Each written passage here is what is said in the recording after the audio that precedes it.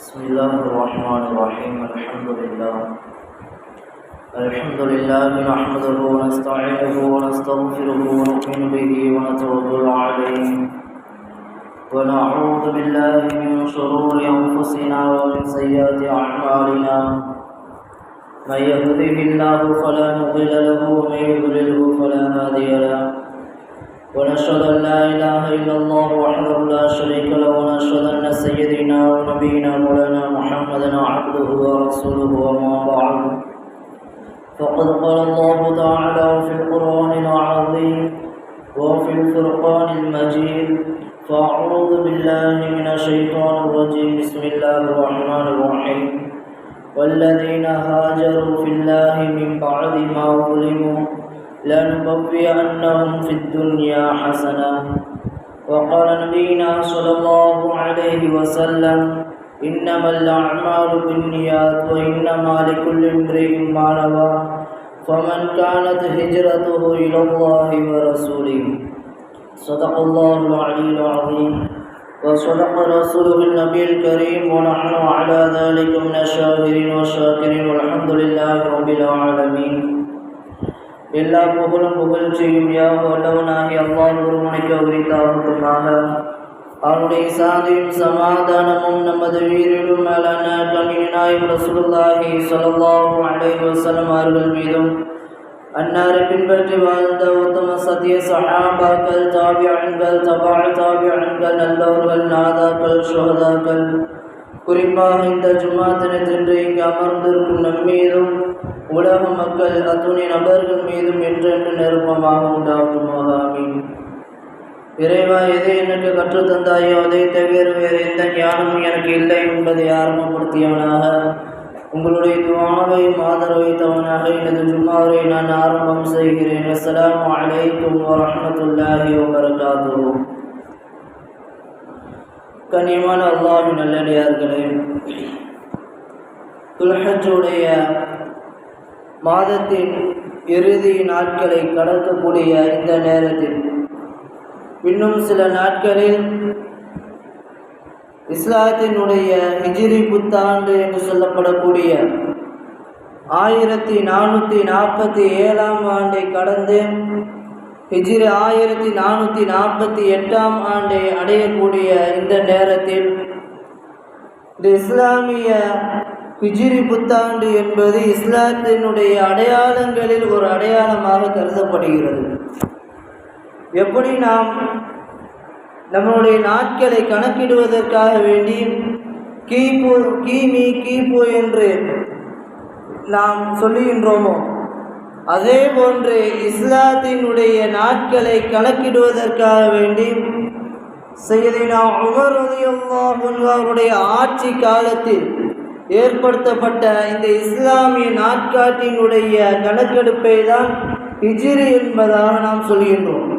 இந்த ஹிஜ்ரி ஆண்டு என்பது உமர் ரலியல்லாஹு அன்ஹுடைய ஆட்சி காலத்தில் நபி ஸல்லல்லாஹு அலைஹி வஸல்லம் அவருடைய வஃபாத்திற்கு பிறகு, மரணத்திற்கு பிறகு உமர் ரலியல்லாஹு அன்ஹுடைய ஆட்சி காலத்தில் இந்த ஹிஜ்ரி ஆண்டு என்பது ஆரம்பிக்கப்பட்டது.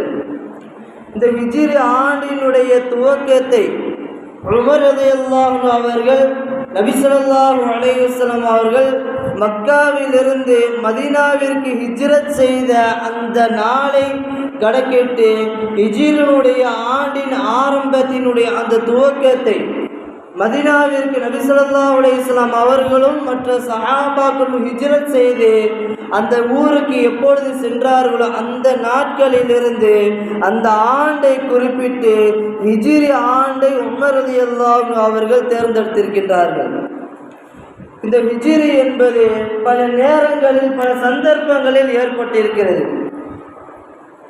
முதலில் ஹிஜ்ரத் செய்தது மக்காவிலிருந்து அபிசீனியா என்ற அந்த நாட்டிற்கு ஹிஜ்ரத் செய்தது முதல் ஹிஜ்ரத்தாக ஏற்படுத்தப்பட்டிருக்கிறது.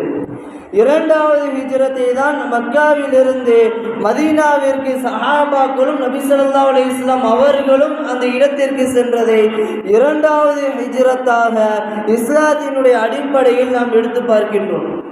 பொதுவாக ஹிஜ்ரத் என்று சொன்னால் ஒரு மனிதன் ஒரு நாட்டிலிருந்து மற்றொரு நாட்டிற்கு இடம்பெயர்வதை ஹிஜ்ரத் என்பதாக அழைக்கப்படும். வெறுமனே ஹிஜ்ரத் என்பதற்கு ஏதோ ஒரு நாட்டிலிருந்து மற்றொரு நாட்டிற்கு மட்டும் செல்வது ஹிஜ்ரத்தாகவும் ஏற்படுத்தப்படாது. அதற்குண்டான நோக்கம் என்னவென்று சொன்னால், அல்லாஹ்வுடைய கட்டளை ஏற்றுக்கொண்டு நாம் இருக்கக்கூடிய அந்த நாட்டில் நம்முடைய உறவுகளை விட்டுவிட்டு, நம்முடைய சொத்துக்களையும் நம்முடைய சொந்தங்களையும் விட்டுவிட்டு, நம்முடைய ஊரை விட்டுவிட்டு நாம் அல்லாஹ்வுடைய கட்டளை ஏற்றுக்கொண்டு மற்றொரு நாட்டிற்கு நாம் இடம்பெயரக்கூடிய அந்த செயல்தான் ஹிஜ்ரத்திற்குண்டான அந்த தன்மையையும் ஹிஜ்ரத்திற்குண்டான அந்த நன்மையும் அந்த சிறப்பும் அந்த மனிதருக்கு கிடைக்கிறது என்பதாக பெருமானார் ரசூலுல்லாஹி ஸல்லல்லாஹு அலைஹி வஸல்லம் அவர்கள் சொல்லித் தருகிறார்கள். ஆக இந்த ஹிஜ்ரத்திற்குண்டான நோக்கம் தன்னுடைய சொத்துக்களையும் தன்னுடைய உறவுகளையும் தன்னுடைய ஊரையும் தியாகம் செய்து மற்றொரு நாட்டிற்கு அல்லாஹ்வுடைய கட்டளை ஏற்று நடக்கக்கூடிய அந்த செயல்தான் ஹிஜ்ரத்தாக அழைக்கப்படுகிறது. அந்த மனிதர் ஹிஜ்ரத் செய்த அந்த நன்மையும் அந்த சிறப்பும் அந்த மனிதருக்கு கிடைக்கிறது என்பதாக பெருமானார் ரசூலுல்லாஹி ஸல்லல்லாஹு அலைஹி வஸல்லம் அவர்கள் சொல்லித் தருகிறார்கள். அல்லாஹ் சுப்ஹானஹு வ தஆலா 1,00,000க்கும் மேற்பட்ட நபிமார்களை இந்த உலகத்திற்கு அல்லாஹ் அனுப்பியிருக்கின்றான். ஆனால் காலத்திற்கு ஏற்றவாறு, இடத்தினுடைய சூழ்நிலைக்கு ஏற்றவாறு, அந்த சமூகத்தினுடைய அந்த சமநிலை ஏற்றவாறு அல்லாஹ் சுப்ஹானஹு வ தஆலா ஒரு நபியை அந்த மக்களுக்கு அந்த சமூகத்திற்கு அல்லாஹ் அனுப்பி வைப்பான். சில காலத்தினுடைய சூழ்நிலையின் காரணமாக அல்லாஹ் சுப்ஹானஹு வ தஆலா யாரை தேர்ந்தெடுத்து இந்த சமூகத்திற்கு யாரை நபியாக அனுப்ப வேண்டும் என்பதை எல்லாம் தேர்ந்தெடுத்து அந்த சமூகத்திற்கு இந்த நபியை அனுப்பினால் சரியாக இருக்கும் என்று அல்லாஹ் சுப்ஹானஹு வ தஆலா ஒவ்வொரு சமூகத்திற்கும் ஒவ்வொரு காலத்தினுடைய சூழ்நிலைக்கு ஏற்றவாறு ஒவ்வொரு நபிமார்களை அல்லாஹ் அனுப்பியிருக்கின்றான்.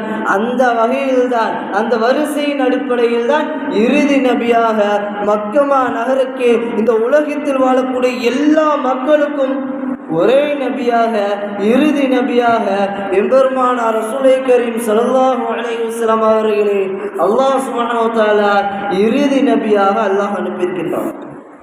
இதற்கு முன்பு வந்த நபிமார்கள் எல்லாம் இந்த சமூகத்திற்கு மட்டும் நபியாக அனுப்பப்பட்டிருப்பார்கள்.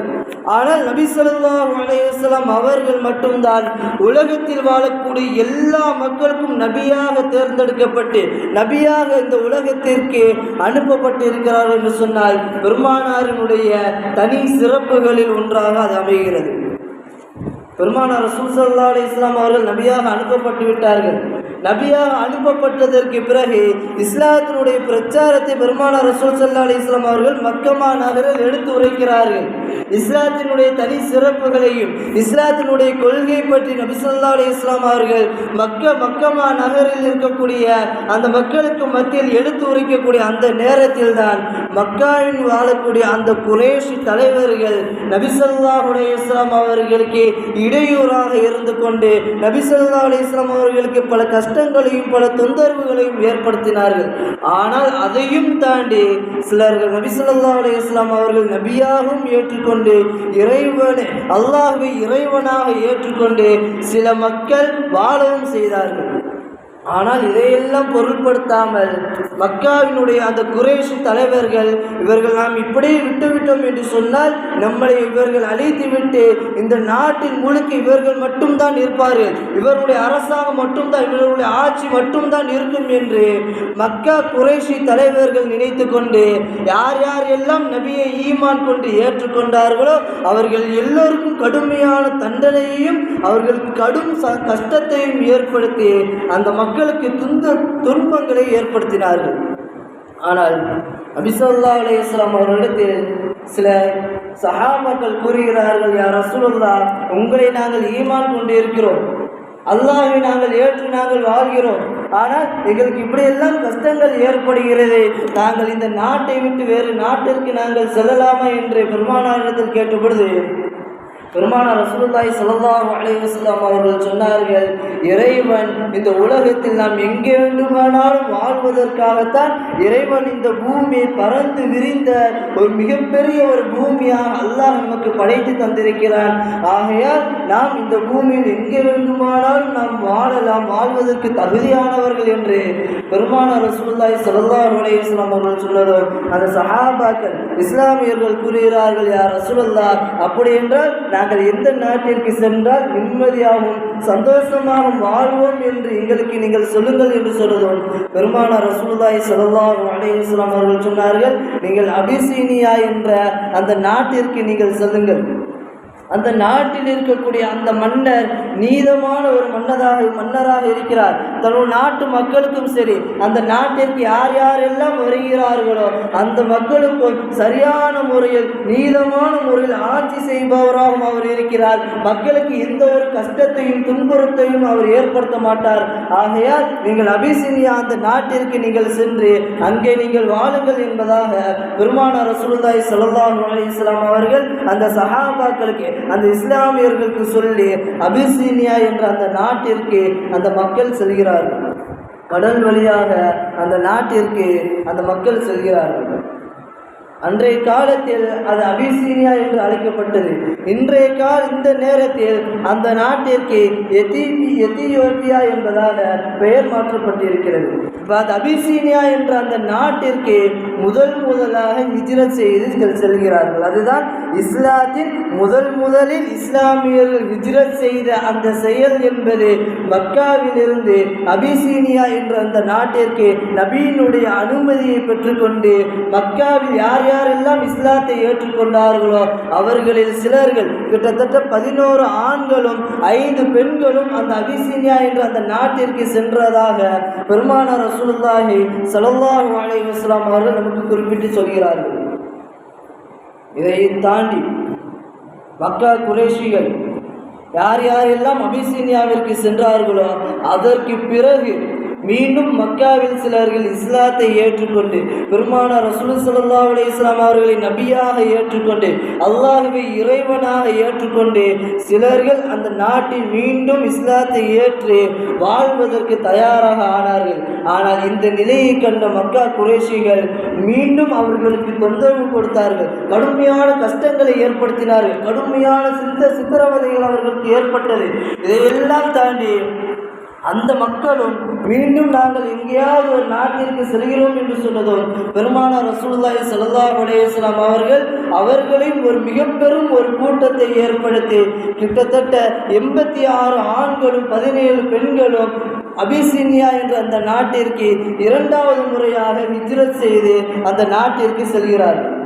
இவர்களும் அந்த நாட்டிற்கு சென்று நிம்மதியாக சந்தோஷமாக வாழக்கூடிய அந்த நேரத்தில் தான் மீண்டும் மக்கா குறைஷிகள் இஸ்லாமியர்கள் அபிசீனியா என்ற அந்த நாட்டிற்கு சென்று சந்தோஷமாகவும் மகிழ்ச்சியாகவும் வாழ்கிறார்கள் என்ற செய்தி மக்கா குறைஷிகளுக்கு தெரிய வந்ததும் மக்கா குறைஷிகள் அவர்களை நாம் எப்படியாவது அந்த நாட்டிலிருந்து வெளியேற்ற வேண்டும் என்று முடிவெடுத்து மக்கா குறைஷிகள் 2 நபர்களை அம்ரு இப்னு ஆஸ் அதே போன்று அப்துல்லா இப்னு ரபியா என்று சொல்லக்கூடிய 2 நபர்களை அபிசீனியா என்ற அந்த நாட்டிற்கு அனுப்பி வைத்து நீங்கள் அந்த நாட்டிற்கு சென்று அந்த நாட்டு மன்னர் நஜ்ஜாஷி என்ற அந்த மன்னரை நீங்கள் சந்தித்து அங்கே வந்திருக்கக்கூடிய அந்த இஸ்லாமியருடைய கொள்கை தவறான கொள்கை என்று அந்த மக்கள் அந்த மன்னருக்கு நீங்கள் எடுத்து சொல்லுங்கள் என்பதாக மக்கா குறைஷி தலைவர்கள் 2 நபரை தேர்வு செய்து அபிசீனியாவிற்கு அனுப்புகிறார்கள். 2 நபர்களும் அபிசீனியாவிற்கு செல்கிறார்கள்.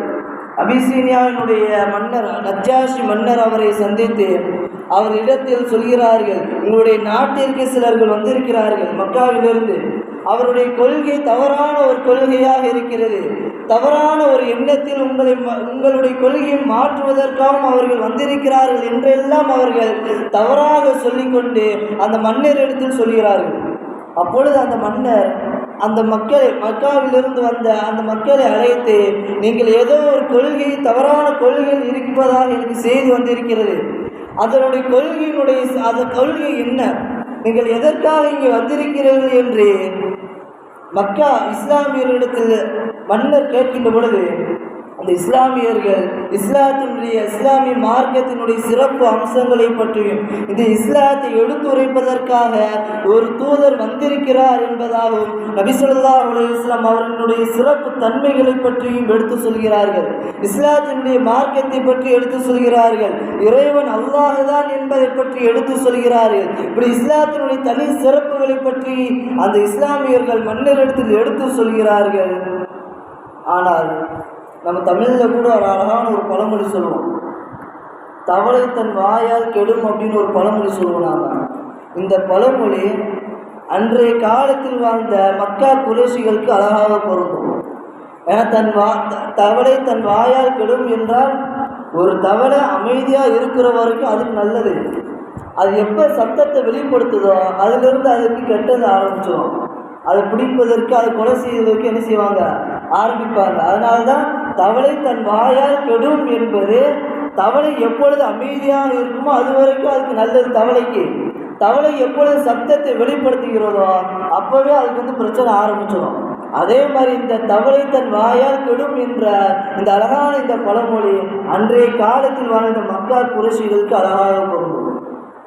மக்காவில் இஸ்லாத்தை ஏற்றுக்கொண்டார்கள். இங்கே வாழ முடியாது, சந்தோஷமாக நிம்மதியாக வாழ முடியாது என்று தெரிந்த அபிசீனியாவிற்கு அவர்கள் சென்றார்கள். அந்த மக்களை அப்படியே விட்டுருந்தால் அவங்க அங்கேயே இருந்திருப்பாங்க.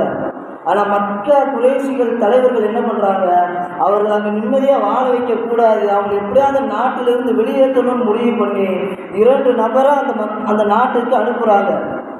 அம்ரு இப்னு ஆஸ் அவர்களையும் அப்துல்லா இப்னு ரபியா என்று சொல்லக்கூடிய அந்த 2 நபரையும் அந்த நாட்டு மன்னருக்கு அனுப்புகிறாங்க.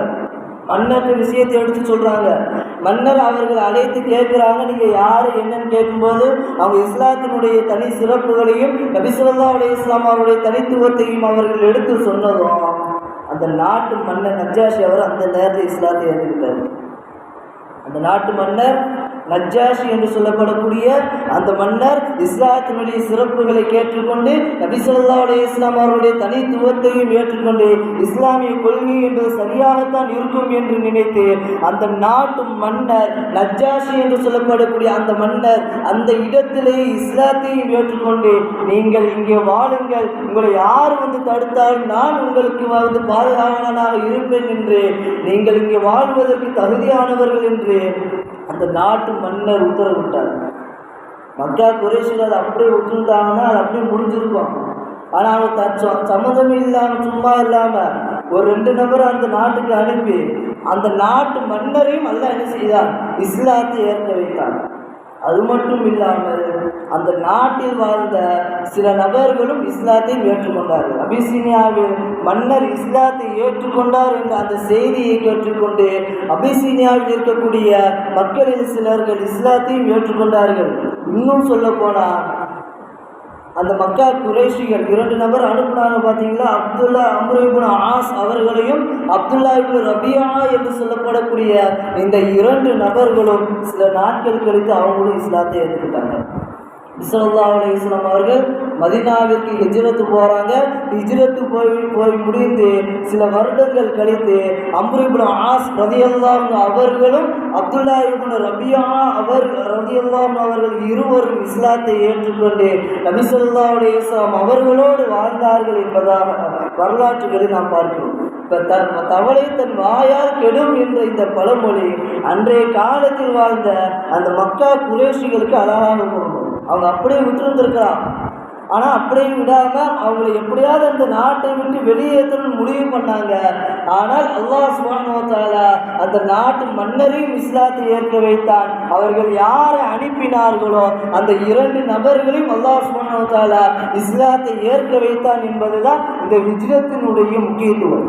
ஹிஜ்ரத்தினுடைய மிக பெரும் ஒரு அதிசயத்தில் ஒன்று என்னவென்று சொன்னால், ஹிஜ்ரத்திற்கு உண்டான இந்த நோக்கத்தில் ஹிஜ்ரத் எப்பொழுது ஆரம்பித்ததோ அன்றிலிருந்து இஸ்லாம் வேகமாக பரவ ஆரம்பித்தது. மக்காவில் இருக்கிறார்கள். மக்காவிலிருந்து அபிசீனியாவிற்கு சென்றார்கள். அபிசீனியாவிற்கு ஹிஜ்ரத் செய்ததற்கு பிறகுதான் அந்த அபிசீனியாவுடைய மன்னரும் இஸ்லாத்தை ஏற்றுக்கொண்டார். அபிசீனியாவில் இருக்கக்கூடிய பகுதி பேர்களும் இஸ்லாத்தை ஏற்றுக்கொண்டார்கள். அதற்கு பிறகுதான் அந்த 2 நபர்களும் இஸ்லாத்தை ஏற்றுக்கொண்டார்கள். இப்போ ஹிஜ்ரத்திற்குண்டான அந்த முக்கியத்துவத்தின் மிக முக்கியமான ஒரு விஷயம் என்னவென்று சொன்னால், அந்த ஹிஜ்ரத்திற்குண்டான அந்த நோக்கம் இஸ்லாம் அப்பொழுதுதான் வேகமாக பரவ ஆரம்பித்தது. அதற்கு பிறகுதான் நபி ஸல்லல்லாஹு அலைஹி வஸல்லம் அவர்கள் இந்த ஹிஜ்ரத்திற்குண்டான அந்த விஷயத்தை பற்றி பெருமானார் தனி சிறப்புகளை பற்றி சொல்கின்ற பொழுது 2 ஹிஜ்ரத் செய்தவங்க இருப்பாங்க. சிலர்கள் 2 ஹிஜ்ரத் செய்தவங்க யார் அப்படின்னா, முதல்ல மக்காவிலிருந்து அபிசீனியாவுக்கு சென்றவங்க, அவங்களும் ஹிஜ்ரத் செஞ்சிருக்கிறாங்க. அதே போன்று அபிசீனியாவில் இருந்து மதீனாவுக்கு அவங்க அப்படியே ஹிஜ்ரத்துக்கு போகிறாங்க. அது எப்போ அப்படின்னா, நபி ஸல்லல்லாஹு அலைஹி வஸல்லம் அவங்க மக்காவில் இருக்கிறாங்க, இவங்க அபிசீனியாவில் இருக்கிறாங்க.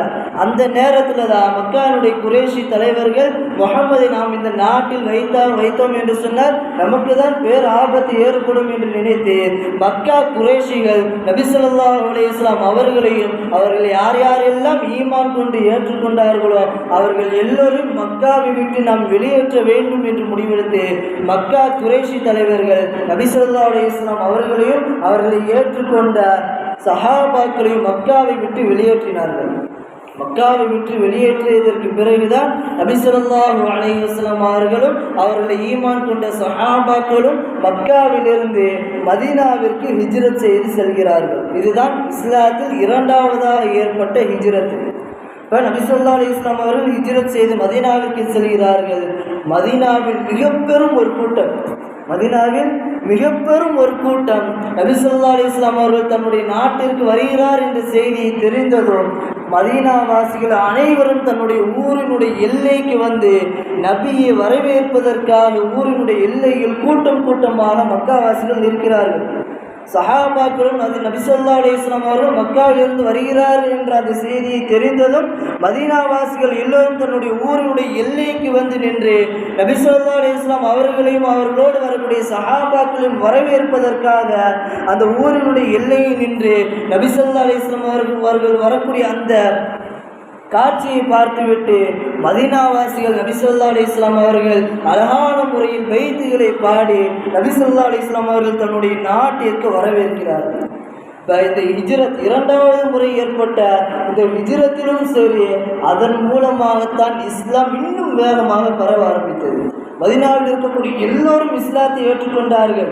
காரணம் நபி ஸல்லல்லாஹு அலைஹி வஸல்லம் அவர்களுடைய அந்த ஏகத்துவத்தை எப்படி கொண்டு வந்தார்கள், அவர்கள் எப்படி மக்களுக்கு மத்தியில் எடுத்துரைத்தார்கள் என்ற அந்த விதத்தை பார்க்கின்ற பொழுது மதீனாவில் இருக்கக்கூடிய எல்லா நபர்களும் இஸ்லாத்தை ஏற்றுக்கொண்டார்கள் என்று சொன்னால் இந்த ஹிஜ்ரத்திற்கு உண்டான இந்த மிக முக்கியமான ஒரு நோக்கம் இஸ்லாத்தை எல்லோரும் ஏற்றுக்கொண்டது தான்.